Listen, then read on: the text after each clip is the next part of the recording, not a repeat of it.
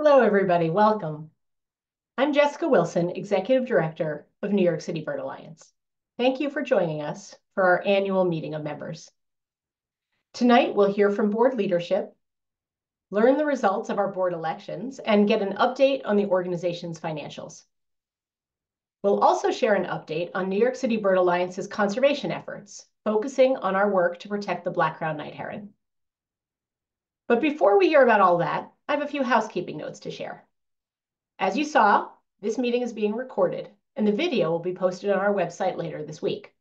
But don't worry, your cameras and microphones are off. You'll only be able to see the presenters. We'll have time for questions at the end of the presentations. Throughout tonight, you can drop any questions into the Zoom Q&A function, which should be at the bottom of your Zoom screen. Throughout the presentations, my colleague Olivia will also be sharing some links in the Zoom chat. We'll get through all of that, and we'll wrap up by 7 p.m. so that everyone can get on to watch the New York City mayoral debate. It's now my pleasure to introduce Mike Yuen, President of New York City Bird Alliance's Board of Directors. Thank you, Jessica. Hi, everyone. Thank you so much for being here this evening. With this meeting, it marks our first full year as New York City Bird Alliance, and I want to take a moment to reflect on what that means. Our new name wasn't just a fresh coat of paint. It was a reflection of the work we've been doing all along and a way to carry that work forward with even more clarity and purpose. It's a name that speaks to our roots in the city and to our role as a powerful, inclusive voice for birds and for the people who care about them. Over the past year, I've seen how this identity has energized our work and it's welcomed new people into our community. It's opened doors, sparked conversations, and it's helped us tell our story with more clarity and confidence. So thank you. Thank you for embracing this vision and helping it take flight. Now we all know that we're living in uncertain times right now, politically, economically, environmentally, socially, and it can all feel very overwhelming. But I want to begin today with something grounding. We are entering this moment from a position of strength. Thanks to your support and the dedication of our staff and board, New York City Bird Alliance is on solid footing. We're growing, we are focused, and we're planning ahead. And we start with one big milestone. For the first time in many years, we're proposing a balanced budget for the coming fiscal year. It might sound like a small technical detail, but it's a huge deal. It means that we're covering our costs and delivering on our mission. It means that we are operating with real discipline, thoughtful management, and continued dedication from our supporters. It reflects careful leadership that guided us through the uncertain years of the pandemic and the tireless care and guidance from our finance team. We're also continuing to grow our operating reserve. That's our safety net. It gives us the flexibility to face challenges in these uncertain times and act on opportunities. It's also another sign of our stability and our readiness. And speaking of readiness, we are deep into our strategic planning process that will guide us for the next 5 years. This is our opportunity to give us a clear-eyed look at who we are, what we do best, and how we evolve to meet the future. We've had incredible conversations over the last couple months within our board, with our staff, and with our committees, and also with our members and donors. I want to say a special thank you to all of you who responded to our strategic planning survey sent earlier this year.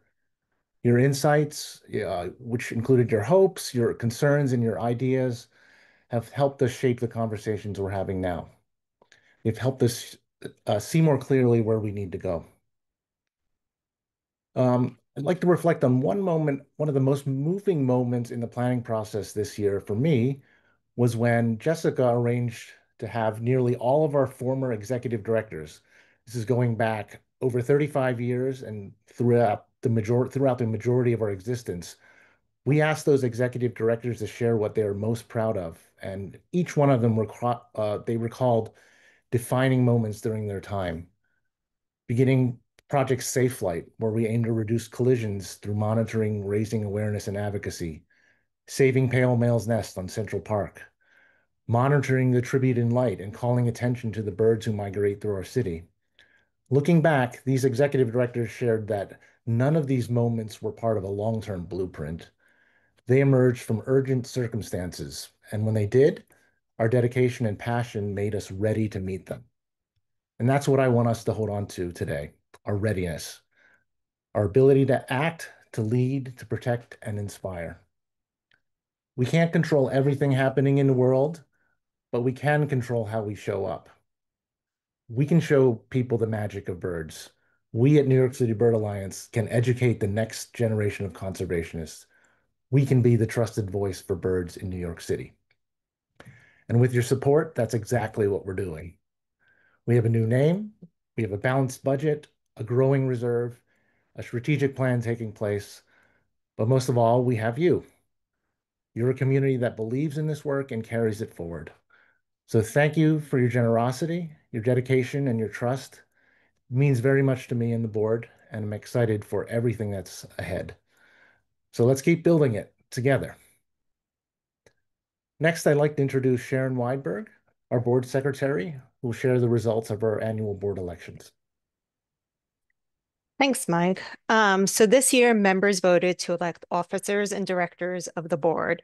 But before I get into the results, I'll explain how this year's election worked. Notification about voting was sent to all eligible direct members on April 25th.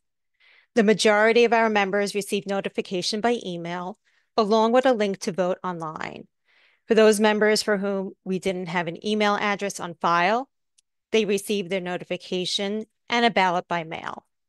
So members can cast their votes in 3 ways. 1, online via the Balloteer website. 2, by email, sending a photo of their completed ballot to our membership staff. Or 3, by mail, sending their completed ballot to our office. So each member was assigned a unique 6-digit voter ID to ensure that only eligible members can vote, and therefore nobody could vote twice. We send several follow-up reminders to members to vote and also to attend tonight's meeting. So currently we have about 1,590 eligible voters, and we received votes from 141 members. So our bylaws state in order for votes to be valid, we must receive at least 100 votes in favor of a measure, with the number of approvals outweighing the number of opposed. And in all cases this year, that criteria was met. So I'm pleased now to share the results of the board elections. So welcome our newly elected board member, Tim Healy. So a little bit of background about Tim. He is a high school science teacher. His prior educational work included interpretive ranger duties and public communications for field research and conservation initiatives. Tim has been involved with the New York City Bird Alliance for several years. He is currently a leader of our Young Conservationist Council and sits on our Public Programs Committee. He is also active in the ornithology world. He's on the New York State Avian Records Committee. He serves on the New York State Ornithological Association Board, and he's on the e-board reviewer team for New York County. So welcome, Tim Healy. I also want to inform you we have several current board members who are elected to new terms. Drianne Benner is reelected as treasurer. Dick Veet, he is reelected to a 2nd term as vice president. Marcy Bowl and Sean Cargill are elected as vice presidents. Andre Mead and Vivek Shriyam are reelected to their 2nd terms as directors. So as you can see on the slide, this is the full board for next year. You can read more about our board of directors on our website. And we're also dropping a link to that website right now in the Zoom chat. So if you want to see more about our board members, go right to that link and it'll take you there. And with that, I'm happy to introduce our board treasurer, Drianne Benner, who will give an update on the organization's finances. Hi, everyone. So this is the financial part of our annual meeting. So we're going to take a look at 3 slides, And these three slides show you and will illustrate the growing stability, impact, and I would say the increasing growth and appreciation for the work of New York City Bird Alliance. So if you take a look at the first slide, this gives us a historical perspective on our revenue growth. The bar charts are our revenue growth. The red line are our expenses, which in general is in line with our revenue growth. A few notes. These are fiscal years, and our fiscal year starts in April and ends in March. So it's a little different to think about fiscal years, but that's what makes sense for our organization. So what you see here is a growing trend of revenues upward. You also see growing diversification. The green represents contributions from individuals' donations. The blue shows earned income, fee for service, and then the orange gold is a little bit of other, which is we've received some bequests, we've received some additional during COVID, we received some additional income in that category. All in all, it adds up to amazing growth. So a couple other notes here. The numbers from FY19, which is on your left, all the way through FY24 are audited numbers. FY25, this is our last fiscal year, and we're currently in the process of starting that audit and completing that audit. And then the last bar, FY26, is our current budget year. So you're just seeing budget numbers, projections. And again, what this shows is growth from left to right over those 7 years of about 57% or almost an additional $1 million. The red line is the expenses, but you can think of that as the growth of our organization to increase our impact on the work that we do to preserve and protect birds in an urban environment, and also to increase our work in the biodiversity area. The growth of revenue, the story behind what that represents is it represents a growing appreciation for our work by donors, by foundations, by government entities, and by corporations. So this is a huge success story, I would say, in terms of this pretty amazing growth. If you would like to turn to the next slide. We build that growth on a foundation of stability, and we've been forward thinking about making sure that the organization is financially stable. So what this shows you, this is our balance sheet. It shows a very strong financial position. Our assets, our total assets on the left, as you can see, it's about 1.7 million. Our liabilities are about 125,000, which results in equity of almost $1.4 million. That's very strong. Our assets well exceed our liabilities. In addition, you can see that on the left-hand side, we have something called investments. This is our reserve or our rainy day fund. We've been focused on that, building that over the last few years, and we'll continue to build that. And that's in the event of a need, a short-term cash need. In addition, we know that the environment right now is uncertain. So it puts us in a strong position to continue to do our work and have an impact on New York City in general, but New York City, the birds, the habitats, and our work in biodiversity. So if you go to the next slide, we want to just say to you that it's so much of your contribution to the organization that helps us perform.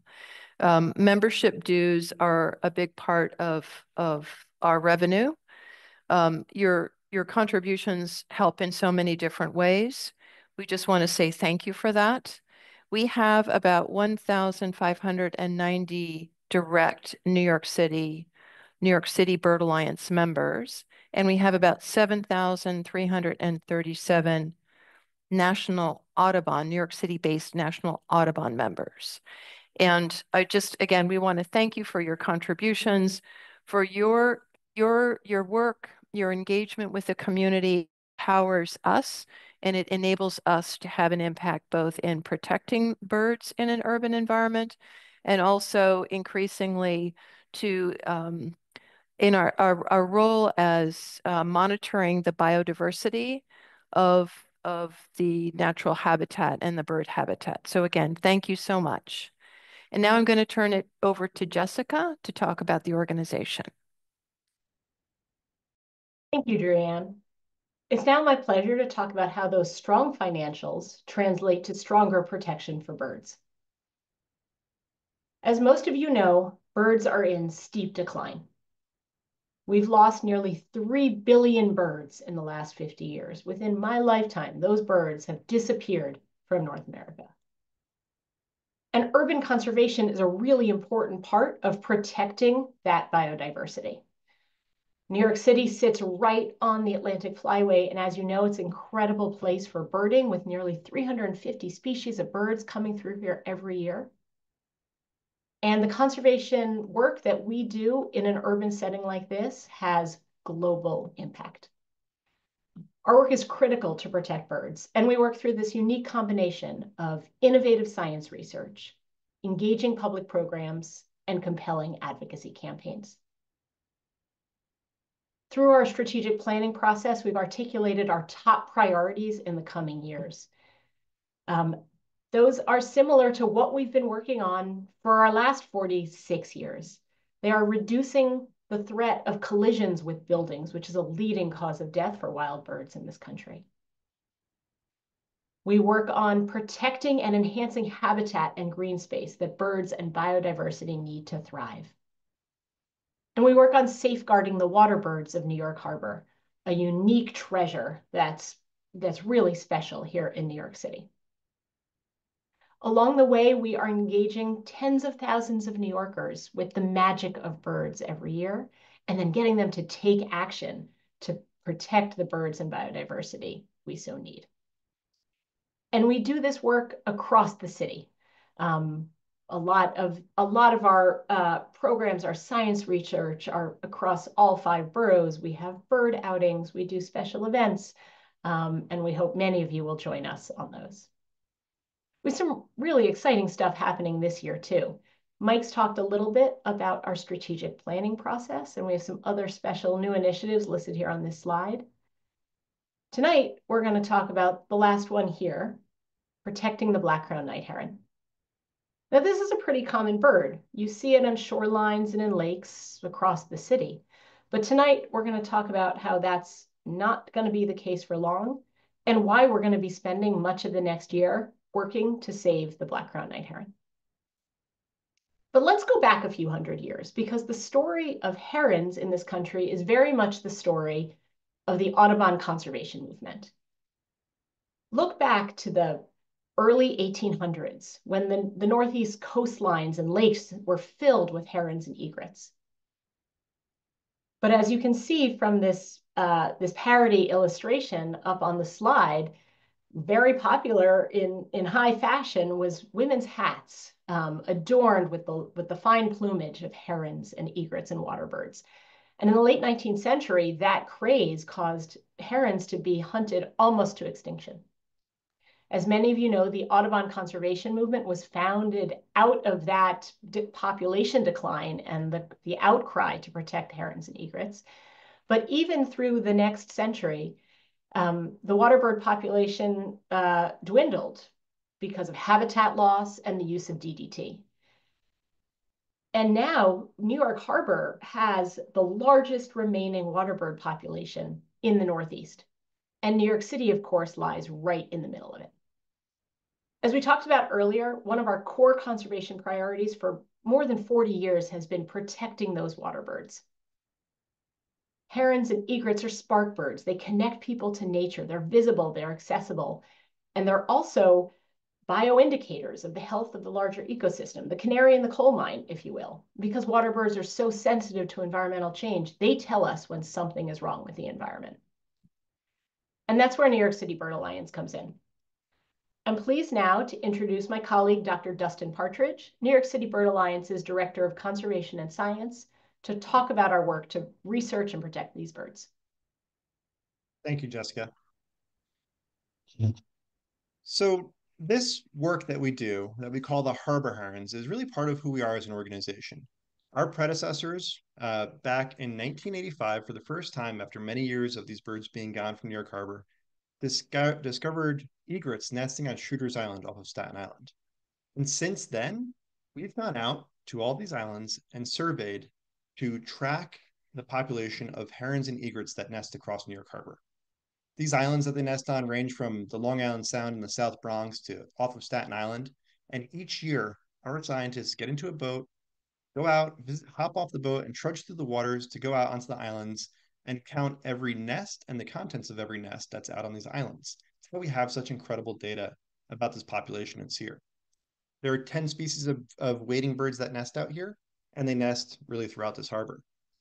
And this data that we collect, it's powerful. We now have this long-term data set that goes over the course of 40 years. And next slide. This data it's important. It lets us see beyond kind of the year-to-year trends. It lets us see what's happening over the long term. Historical data is powerful, but it's also complex. And one of the things that caught our eye is that we started noticing a bit of a declining trend in these wading birds over the years.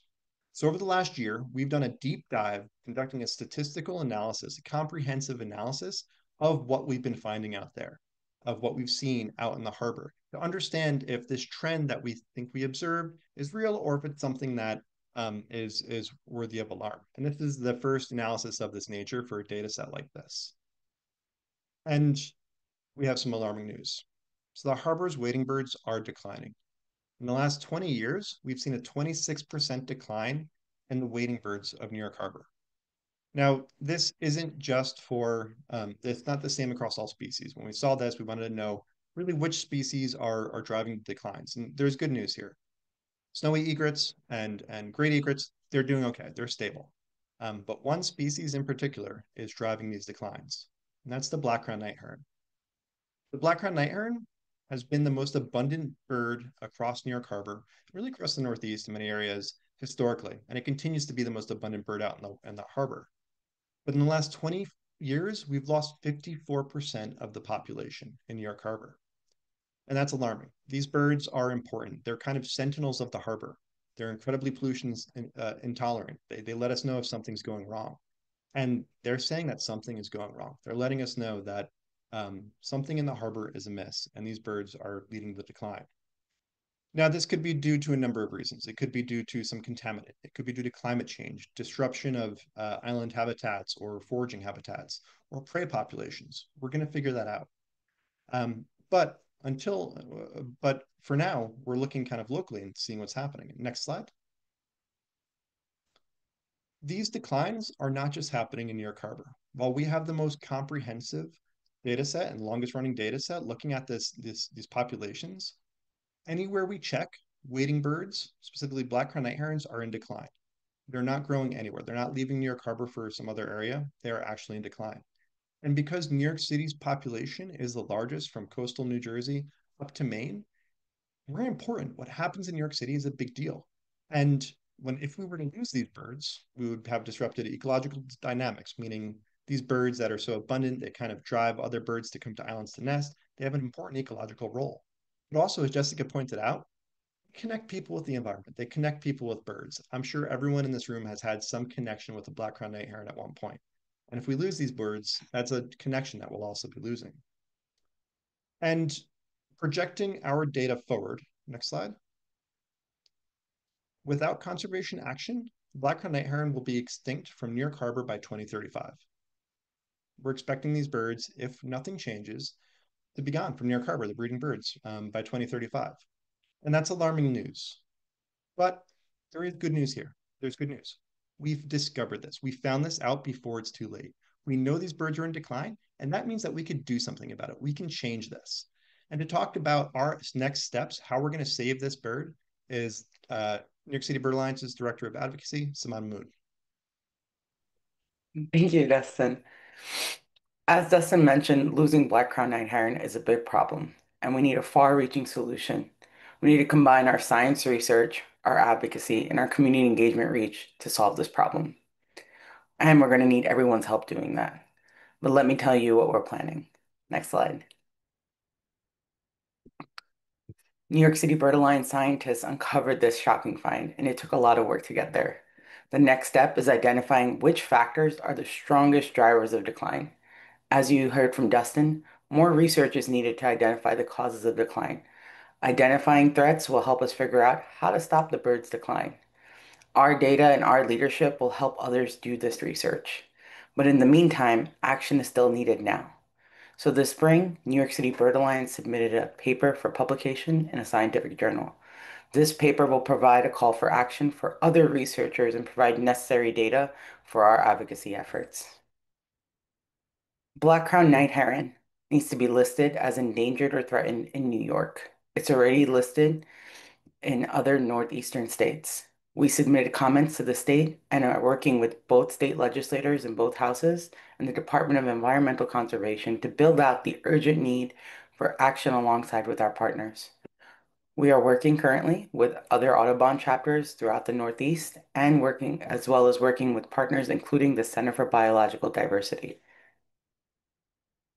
But there's an old saying, you can only protect what you love. And we know that New Yorkers need to love and appreciate Black-crowned Night Heron in order to take action.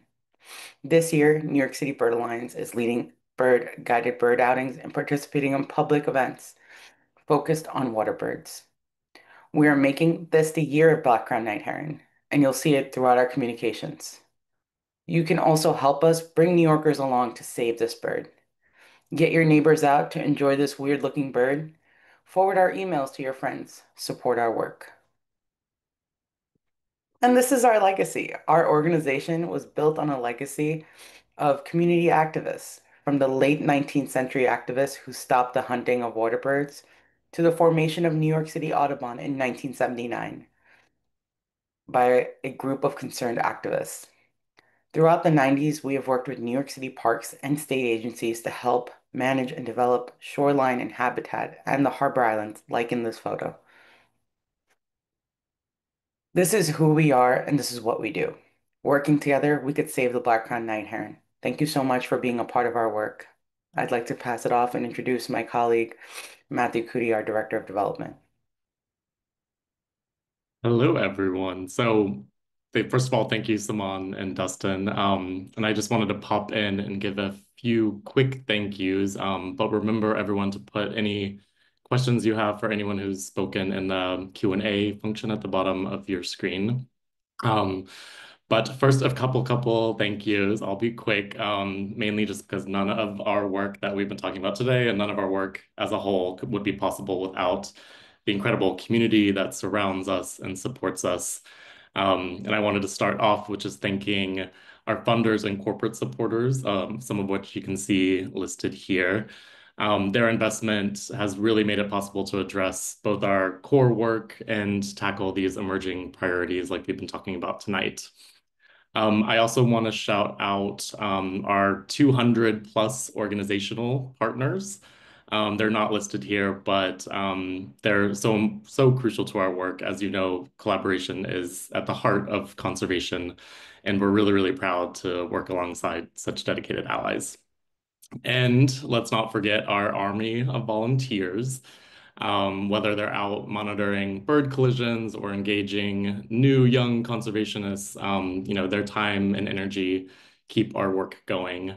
And included in this group is, of course, our board members, many of which are here tonight. They bring both vision and grit to the table, and we're really incredibly grateful for their leadership. And of course, last but not least, thank you to you, our members. We've really loved seeing all of you at the events we've hosted this past year, especially at our special members only experiences this past spring. Your curiosity and your questions, your just general joy about all of our work and your joy for birds. This is really what makes our work come alive. So thank you. And member support, as you know, as we've said tonight, is really the foundation of our organization. And that's both annual membership dues, of course, but also longtime members make up a huge percentage of the bequests that were mentioned earlier that have really helped strengthen our work. So thank you, thank you. And we hope that you'll join us, continue to stay engaged, join us this summer for some bird outings or one of the many festivals that we help put on. And I think Olivia's going to drop a link to our event calendar in the Zoom chat now, so you can see what's on the horizon. And I will be jumping back on in a minute to moderate the Q&A, but for now, I'm going to pass it back to Mike. Thank you, Matthew.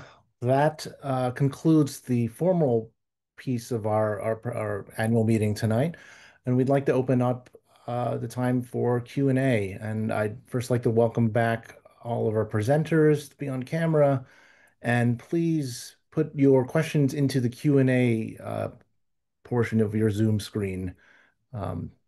Should be down at the bottom there. Yeah, and I can start us off. There was a question about water birds. So hopefully I'll read this correctly, but then I'll probably pass this to you, Dustin. But you kind of talked about it a little bit, but what are the main threats that you're saying? Maybe the top two threats to water birds and specifically the New York City area, like right now? Yeah, so this really could be several things. So first, with black-crowned night herons being the lead of the decline, black-crowned night herons are um, quite susceptible to water contamination. They're susceptible to heavy metals and chemicals, and the fact that they're in decline says that there's probably some sort of contaminant that might be driving it. But there are a lot of other factors at play, including habitat loss around the harbor, both foraging and nesting sites, um, potentially prey populations being in decline. Part of what we're doing, part of our next steps, as Saman highlighted, is that we're really calling for action across scientists, leveraging the data set, our long-term data set. We're going to be working with partners and taking a leadership role to try to figure out exactly what is driving this decline, to figure out how do we stop it. Great. And this one kind of goes along with that question, so I'm going to just keep it on you, Dustin. But how are you addressing climate change in your work? And I know that feeds into the Waterbirds work, but also maybe green infrastructure, which we were not talking about tonight as much, but. Yeah, it's a great question. And it's often one that biodiversity and birds often are not thought of in climate conversations, but they are one and the same. Biodiversity and the biodiversity protections is very much part of making us have a more sustainable climate and climate resilient planet. And all of the work that we're doing as an organization helps to fight against climate change, whether it's green infrastructure, installing green roofs around the city and making sure they're better off. That has direct impact in the city and reducing our carbon usage, or it's protecting biodiversity in our harbor, or the global biodiversity, like the migratory birds that are passing through our city that are responsible for promoting healthy grasslands and forests across the world. The work that we're doing is really kind of fighting against climate change.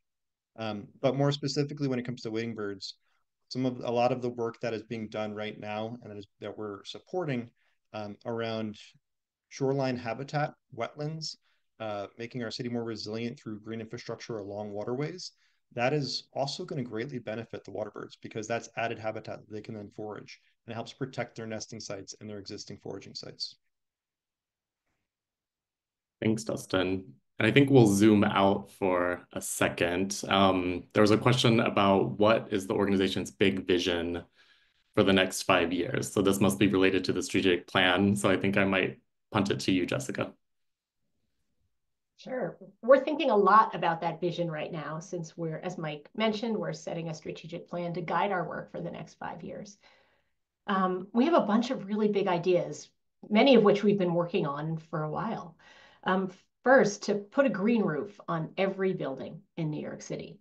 Green roofs are, as a lot of you know, a really important way to make the city more sustainable.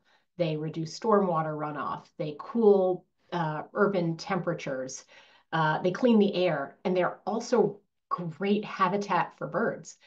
For instance, we've been working on the Javits Center green roof for a decade now. It used to be blacktop, and it now counts more than 70 bird species there a year, which is pretty incredible. We'd love to do that with every building in the city.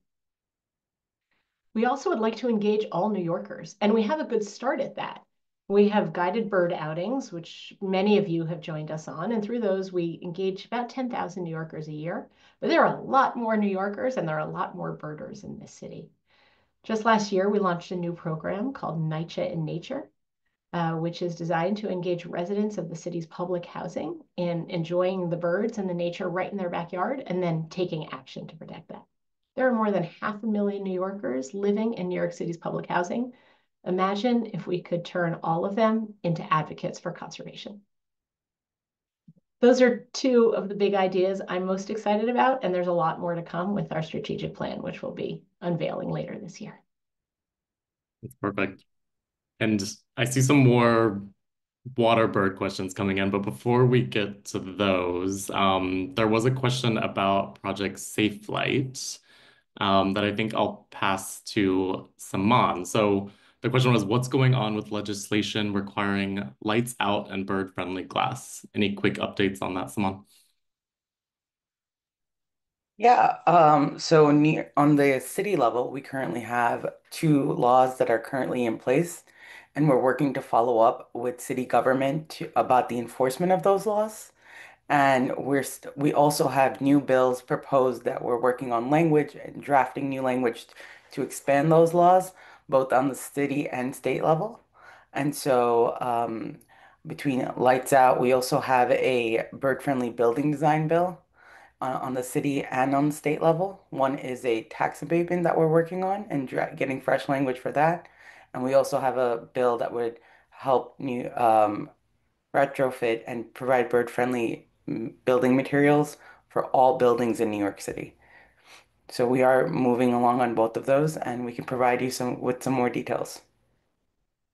Perfect. And this one's probably also for you, Simone, but it's kind of a fun question for tonight. Which of the mayoral candidates are most engaged in bird and environment conservation? I guess this could also go for like legislators, city council members. I know you're working with a lot of them.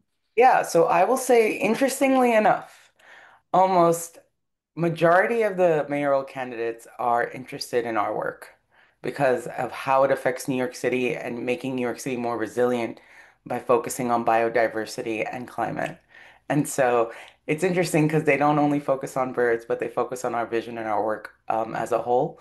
So interestingly enough, I would like to say that the majority of them are interested in our work and are supportive of the impact that we bring to New York City. That's great.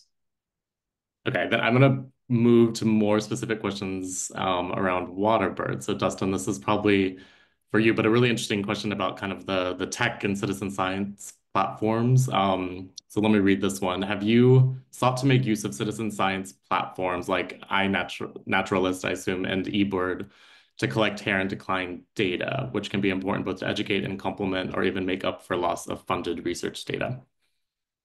Yeah, it's a great question and so important. And actually, one of the slides that we shared showing the regional trends, that's actually eBird data. So that's trend data from reports. And what that says is that it really does complement our on-the-ground data that has been consistent over the years of going out and counting nests and the contents of nests. It's not just nests. Birders are not seeing as many of these birds, and it's happening across this range. So that's a really important data set for a couple of reasons, because it shows that our findings are not isolated. It activates more people across multiple states, which this is going to be part of that effort. And it also makes it obvious that this is having an impact. This is having a very on the ground impact for the experiences that we have as birders going out in the world. So it's important, and it's something that's going to come up in all of our conversations. We're going to use that going forward. I would like to also plug one more citizen or community science platform that we have. It's not related to water birds, but it's dBird, dbird.org. That's another one of the platforms that we use. It's one that we created as an organization. And that is for tracking injured dead birds across New York City and now across the US. Great.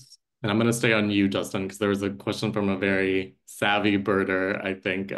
Is there any impact from double-crested cormorants taking over more of the nesting areas on New York Harbor Islands? Somebody knows. Question. Yeah, it's a great question. I almost started answering it, writing it out in the chat, but I decided to wait a bit. That's a great question because what we've seen, and this is part of our data, is that double-crested cormorants have quite literally grown exponentially. Their population has grown exponentially, which means that they have a curve of their numbers of individuals in New York Harbor has grown almost going straight up right now.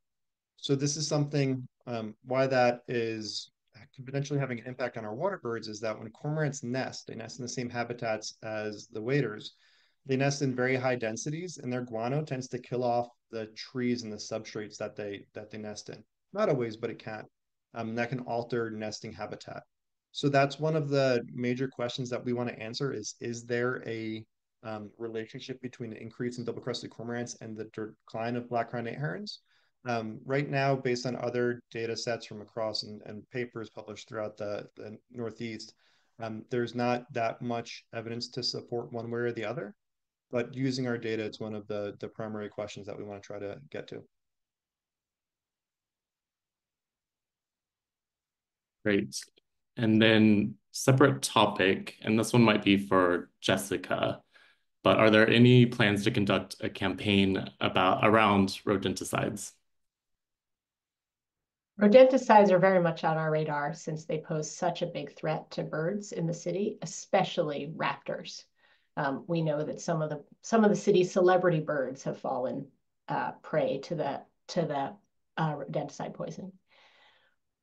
We support lots of efforts to ban rodenticides and to promote integrated, I think it's called integrated pest management, safer alternatives, and frankly, more effective alternatives to using rodenticide.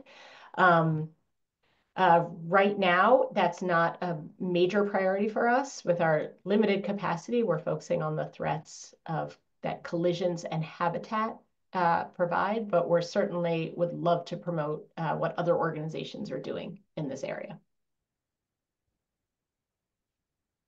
Perfect. And probably a question for me, so I might take it, but I think one of the questions came up with the interest on if we receive any federal grants, which is a great question at this time in our kind of political climate. We are fortunate to only have a couple federal grants, so we're not dependent on that stream of revenue. And the biggest one we have is from the National Fish and Wildlife Foundation that helps support a lot of this waterbird work and shorebird work. So, we're fortunate in that sense to not have to be dependent on those. All right, let me try to find another question. Oh, this one's kind of interesting. Any exciting new tech tools being used in our conservation work? I guess that would be you, Dustin. Yeah. As you all know, tech is changing very rapidly. And one of the things that we work to do is stay on top of that and see how we can further enhance our impact by using the newest technologies that we have. One example of that I just found fascinating and is really kind of exciting because it allows us to do something that we haven't done before, is using AI to help identify photos or contents of photos. So long story short, we have the majority of the state's oyster catchers nest in New York City. And part of our long-term data monitoring those oyster catchers has shown that there's been a decline in productivity, the number of chicks that survive and fledge the nest. So we launched a pretty comprehensive study using camera traps to see what is causing the decline in these birds. We set out, over the last 2 years, we've set out 20 to 25 cameras each year, which have collected 750,000 photos. Now, a few years ago, there was no way we could have gone through all those 750,000 photos and identified what's in there. But AI has made it possible that we can be able to go through, and of course, it needs to be checked and proofed. But we can go through, and in every one of those photos, we can know what's happening there, what species are there, or what's not there, like a parent on a nest. And that tool alone has helped us to identify some of the major drivers and potential threats to oyster catchers in New York City. And that's just one example of how kind of the new tech is helping to enhance conservation. Another way is using thermal imagery. So there's now really good tools for being able to see in the dark, which is something we could never do before. We can see heat signatures at night. And we're using that in a number of ways, including monitoring at the turbulent light, looking for nighttime collisions, and now looking at potential impact of drone shows. So the new tech has been very helpful for helping us explore kind of new areas. Yeah, Dustin, did you want to talk a little bit more about the big drone show news that you've been working on? Yeah, so one of the emerging techs has been drone shows. So that's been something that we've seen in recent years come up, and it's a new phenomenon. These shows where there's potentially hundreds of drones going up at night in the sky. Last year, in response to this, we, working with the advocacy team, we wrote, the science and advocacy team working together, wrote a draft policy memo for the city, basically guiding where drone shows should and should not happen and things to consider before holding a drone show. Basically cutting out migration and avoiding areas where there are a lot of nesting birds like the Harbor Islands. That was well received, and one of the things that's been kind of exciting is that New York Botanical Garden wanted to follow this model. They wanted to set up the first wildlife safe drone show. So it's something we've just started to dive into to explore, but we're excited to actually have some really good hard data. It's brand new, so too early to talk about yet, but really exciting data, and we're really pleased that there's an organization that's taking our guidance to go forward and set an example for the city and how drone shows should happen. Great. And question for Saman. How, like, I guess the question is like, what's the easiest way to get involved in local advocacy efforts? Yeah, so we share different ways to get involved and to advocate through our avian advocates email group, and we have different through our communications, right? So between our social media and all of our different print communications, we do send out different ways to get involved and join our avian advocates newsletter, where we send out different actions and send updates about different advocacy efforts that we're working on.